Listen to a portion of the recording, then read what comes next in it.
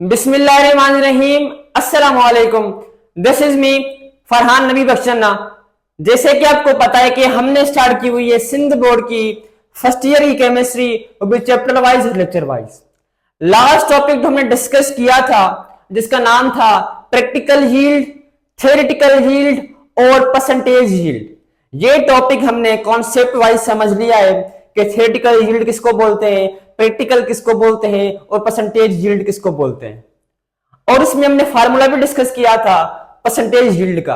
आज हम उस फार्मूला को यूज करके एक एग्जांपल करने जा रहे हैं जो आपके बुक में दिया हुआ है, पेज नंबर 16, पेज नंबर 16 और एग्जांपल नंबर 1.17।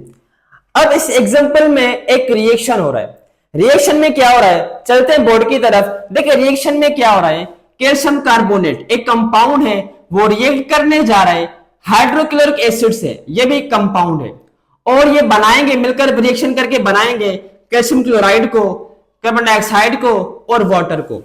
लेकिन हमारे पास फिलहाल इस एग्जांपल में इन दोनों से वास्ता नहीं है, हमको वास्ता है कार्बन डाइऑक्साइड से।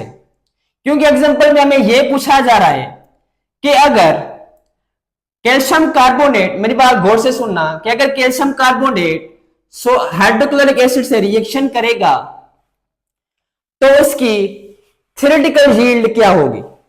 अब यहां पर ये जो ग्राम्स दिए हुए, समझे कि ये मैंने खुद रिएक्शन किया है या आपने रिएक्शन किया है। इस रिएक्शन के दौरान मुझे जो कार्बन डाइऑक्साइड मिला है वो कितना मिला है, 14.52 ग्राम्स। ये है हमारे पास प्रैक्टिकल यील्ड जो हमने सच में परफॉर्म किया रिएक्शन। आ रही बात समझ में।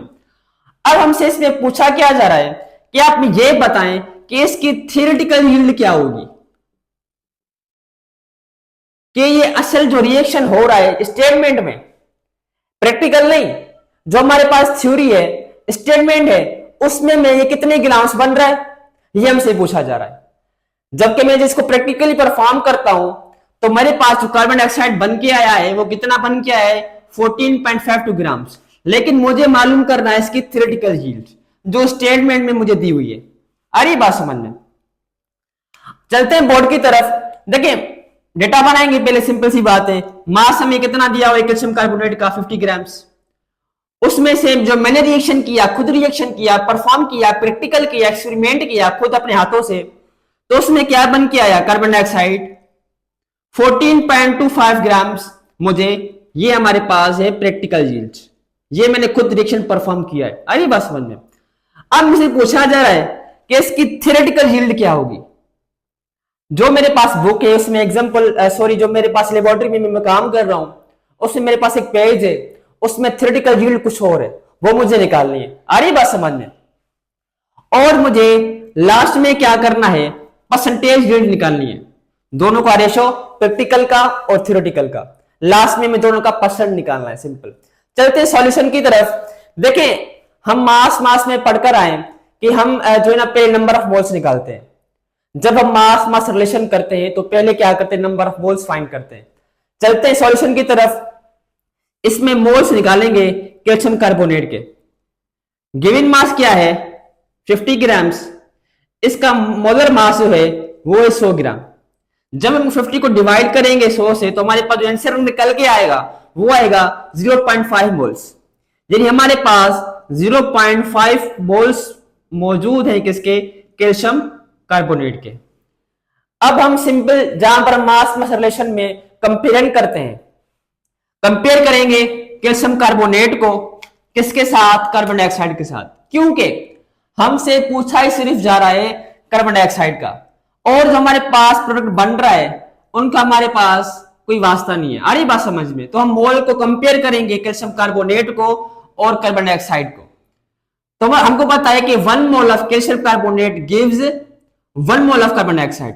ये हमारे पास बैलेंस इक्वेशन में मौजूद है कि 1 मोल, यहां पर 1 है, यहां पर समझे, क्वेश्चन समझे, यहां पर 1 है, कोफिशिएंट आपका नंबर ऑफ मोल कहलाएगा।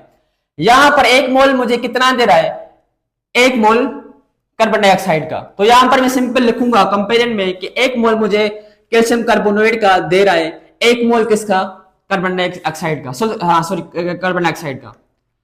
अब मुझे 0.5 मोल में ऑफ कैल्शियम कार्बोनेट में निकालना है कार्बन डाइऑक्साइड कितने में, 0.5 मोल में कैल्शियम कार्बोनेट कितना बनेगा।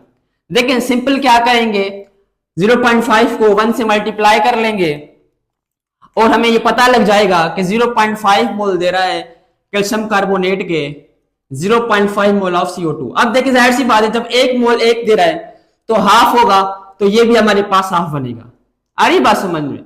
तो हमने यहां पर नंबर ऑफ मोल्स निकाल दिए, किसको कंपेयर करके, कैल्शियम कार्बोनेट को कंपेयर करके और कार्बन डाइऑक्साइड को कंपेयर करके। अब यहां पर देखिए, अब यहां पर मेरे पास नंबर ऑफ मोल्स आ गए। अब यहां पर मैं मास निकालूंगा किसका, कार्बन डाइऑक्साइड का। वो मास जो कहलाएगा उसको हम बोलेंगे थ्योरेटिकल यील्ड, यानी मैं इसकी कार्बन डाइऑक्साइड की थ्योरेटिकल यील्ड मालूम करने जा रहा हूं अभी।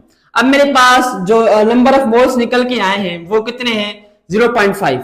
अच्छा मास का ये फार्मूला है, सॉरी ये मास का फार्मूला है, हम पढ़कर भी आए, मोल्स इंटू मोलर मास। ये मास का फार्मूला हम काफी दफा पढ़ के आए।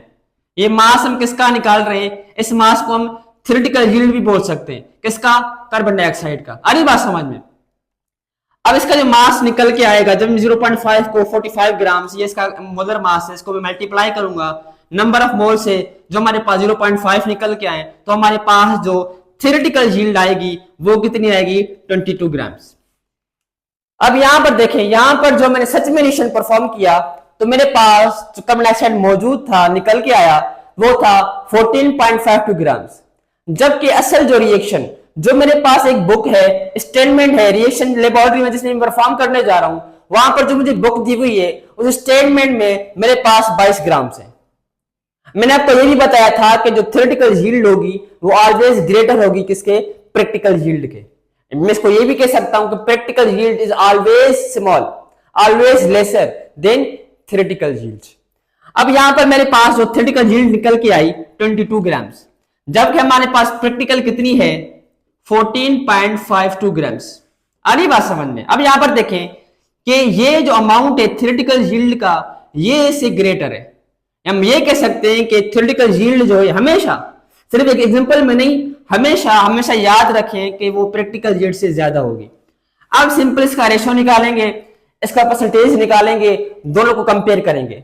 दोनों किसको, प्रैक्टिकल यील्ड को कंपेयर करेंगे और थ्योरेटिकल यील्ड को कंपेयर करेंगे और इसको मल्टीप्लाई करेंगे 100 से, तो हमारे पास परसेंटेज निकल के आएगा दोनों के रेशो का। देखें फार्मूला ये हमने पढ़ लिया है लास्ट लेक्चर में। अगर तो आपने वीडियो नहीं देखी तो मैं आपसे रिक्वेस्ट करूंगा आप वीडियो देखकर आए। अरे बात समझ में? देखिए यहां पर जो मेरे पास फार्मूला है, practical yield upon theoretical yield multiply by 100। Practical yield मेरे पास क्या थी, यहां पर देखिए 14.52, मैंने यहां पर सिंपल रख दिया। थ्योरेटिकल यील्ड मेरे पास क्या निकल के आ गई, 22 ग्राम्स। इसको मैं सिंपली मल्टीप्लाई करूंगा 100 से, तो मेरे पास जो परसेंटेज निकल के आएगा वो आएगा 66%।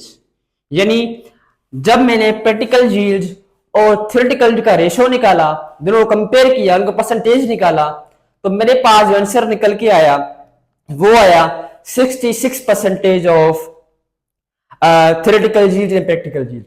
ये था हमारा आज का लेक्चर, जिसमें हमारा प्रॉब्लम रहता था, आज हमने वो कर लिया। नेक्स्ट वीडियो में इंशाल्लाह न्यू चैप्टर शुरू करने जा रहे हैं जिसका नाम है एटॉमिक स्ट्रक्चर। अगर तो आपको ये वीडियो अच्छी लगे तो लाइक भी कर देना, सब्सक्राइब भी कर देना, अगर नहीं लगे तो फिर भी कर देना। मिलते हैं नेक्स्ट वीडियो में, जब तक आप अपना ख्याल रखें। अल्लाह हाफिज, खुदा।